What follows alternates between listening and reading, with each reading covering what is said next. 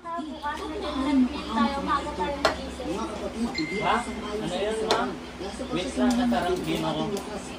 Kuya, sabi ni Mama, may general cleaning daw bukas. Cleaning? Ma, rest day ko yun ah. Ma, di ko kayo marinig. Ayan na nga. Pagyanaan mo na yung TV, hindi na kayo nagkakaintindihan. O siya, sige na. Okay, ulitin ko ah. Kuya sa labas ka, ate sa kusina. Kuya sa labas. Siyan, pero magpayong ka. Bunso sa kwarto nyo. Naintindihan niyo? Po, ako sa labas. Eh, sobrang init sa labas, ma eh. Hindi, sa sala nga. Sa sala. Ay, naku talaga. Baka hindi ka nila naririnig. Malakas kasi yung pinapanood nila. Game. Tama si ate, hinaan natin yung TV. Nauna kong matapos.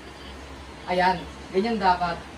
Kapag malinaw ang message at nakikinig tayong lahat, mas madali tayong nagkakaintindihan. Sige ma, sa labas ako basta may payong. Opo, ako po sa sala. Sige ma, ako po sa kwarto. Okay, Mas. Ako sa kusina.